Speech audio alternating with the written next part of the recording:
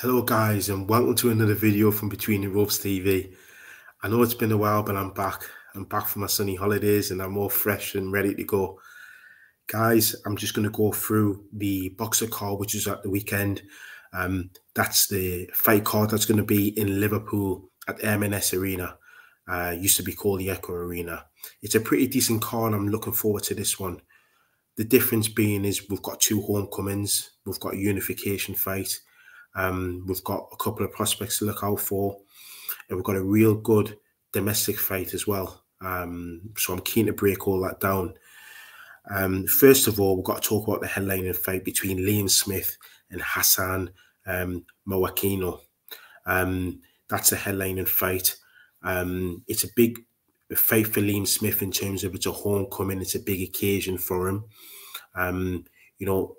Hassan is known to us because he had that real shock win a few years ago against Sam Egginton. He stopped him in 2 rounds.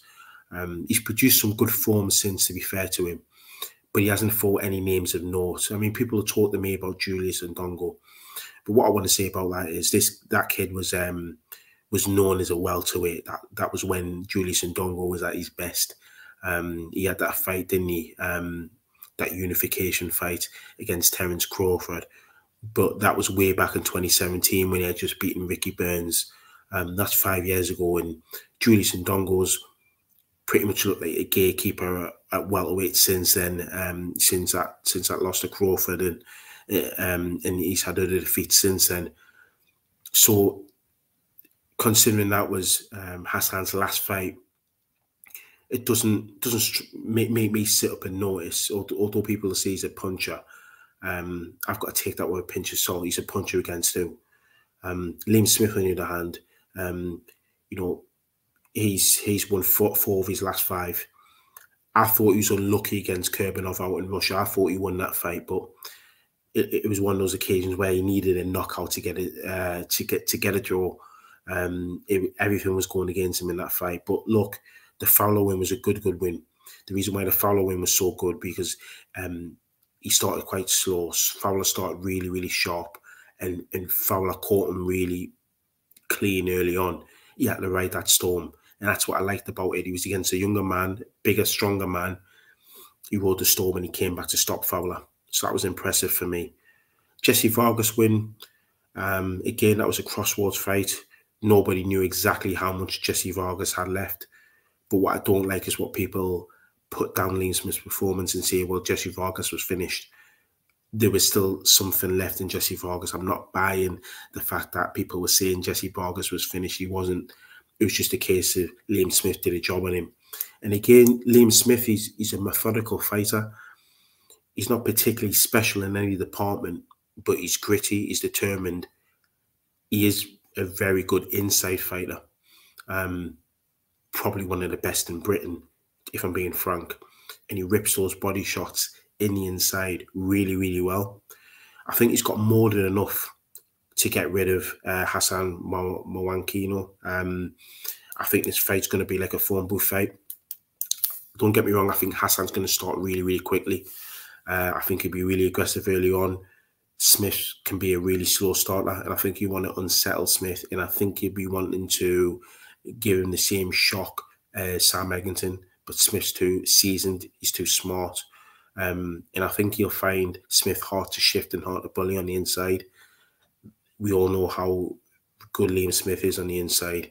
And I just think Liam Smith should deal with him, quite brutally in my opinion. I don't expect this to see the final bell, and I think Liam Smith will get the stoppage. Josh also thinks Liam Smith will get the win. He's not with me tonight, but he had a chat with me earlier on, and he thinks it's going to go the same way. So that's what we're saying for that one. Also on the card, we've got the unification fight. I'm really looking forward to seeing how Natasha gets on.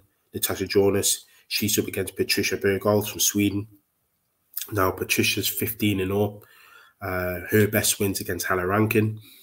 I mean, she's done the distance twice now. She's done the distance twice. She's had a few 6-rounders, a few 8-rounders. But Natasha Jonas, we all know what she's about. She was desperately unlucky against Terry Harper, who's a good fighter in her own right, a really good fighter in her own right. That fight could have gone either way, but I'm going to be honest, and I had Natasha Jonas winning that fight. She did very, very well against Katie Taylor, but we all know what Katie Taylor's about. She gave Katie Taylor a good fight, and that's not the first time she gave Katie Taylor a good fight. I would also be the first to admit that I didn't think she would win that world title in the last fight. I didn't think I thought the weight jump was too much. You got to remember when she fought Terry Harper, she weighed in at 129 pounds. In her last fight, she was 149 pounds. It's very, very rare you see somebody putting on 20 pounds in weight and still performing well against, a good quality opponent at world level. It's very, very rare indeed.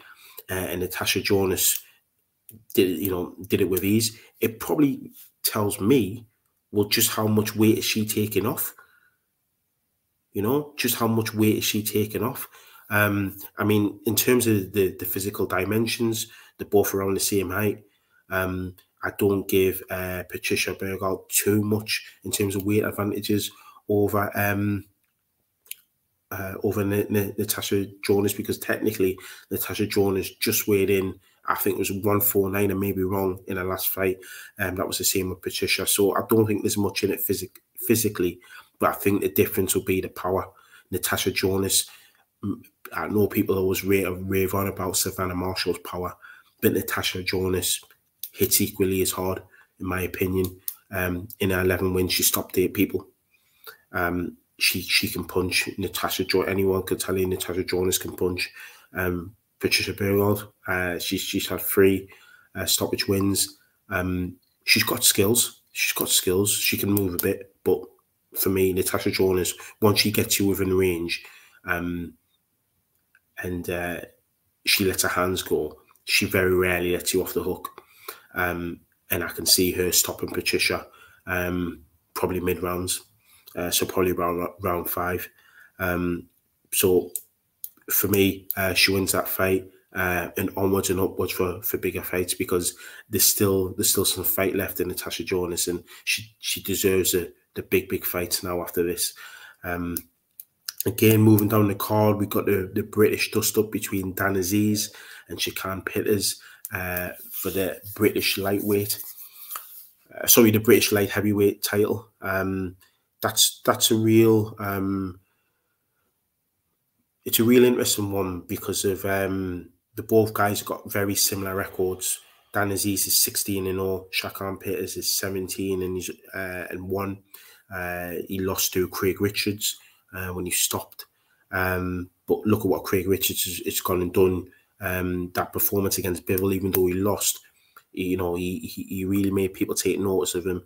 And even against Joshua Buatsi, he lost that as well, but he put on 2 gallant performances in defeat. But Shakan Pitters has got half a decent record himself. He's beaten some good domestic kids. He's beaten the likes of Dex Spellman. He's beaten him twice. Chad Sugden, Reece Cartwright, who incidentally is also a former opponent of Dan Azeez. What I like about Shakan Pitters is he's rangy. I mean, he's 6'6", makes the weight well. He's rangy. If he keeps you at the end of those long shots, it could be in for a long, difficult night for Dan Azeez. I'm thinking this is going to be more of a clash of styles in this fight, because you got the 6'6" Shakan Pitters, and then you've got the 5'10" Dan Azeez, a lot more stockier, physically imposing. Yeah, he's got a pretty good resume as well. He's beaten the likes of Jose Burton. He stopped Reece Cartwright.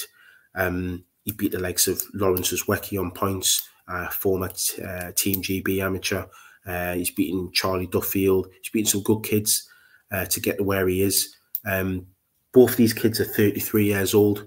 They probably both want to be up and past domestic level as soon as possible. This is a real good fight for them. It's a real good fight. I'm really surprised there's not a lot being made of this fight.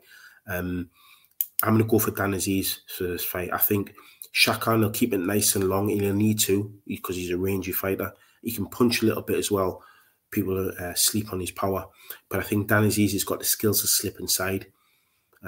It might be a bit of a sort of like a cat and mouse chess match early on. You'll see Shakan pitting out the jab, pardon the pun, but that's what you'll do. Just keep it nice and long, throw the backhand occasionally. And what Dan will be doing is he'll be reading him, he'll be timing him. You know, he'll be setting traps. And then what I think he'll do is he'll work his ways inside, go to the body, and then target him from the head. And then I'm also going to go for a stoppage for Dan Azeez. He's a real powerful fighter, and I think he's starting to develop now and coming to his own. Probably go the similar way to the Jose Burton fight. So I'm really excited about that fight as well. The good thing about this card is there's some good prospects. There always is with boxer cards. There's Adam Azim, the kid that everyone is talking about at light welterweight. We get to see him again. Fraser Clark, also Amir Khan's prodigy as well, Tal Singh. So it's a good card to look forward to. I hope it lives up to the expectations in the billing. Really looking forward to seeing Natasha Jonas and looking forward to seeing her power and her strength and how she gets on. Liam Smith as well. It's always good to see Liam Smith. He's an underrated fighter. In my opinion, the best inside fighter in British boxing. So we'll see what the future holds for him because he's number 4 with the WBA, number 3 with the WBC, and he's number 2 with the WBO. So should he get through this, which I believe he will, there's some great fights for him lined up, and I'm sure Boxer will deliver on that. So guys, don't forget to like, comment and subscribe at the channel. We've got plenty more content to come up. We've got a few interviews lined up which are going to be coming your way as well. And don't forget, guys, we're going to be live as well on Monday night at the usual time. Take care, guys. See you guys later.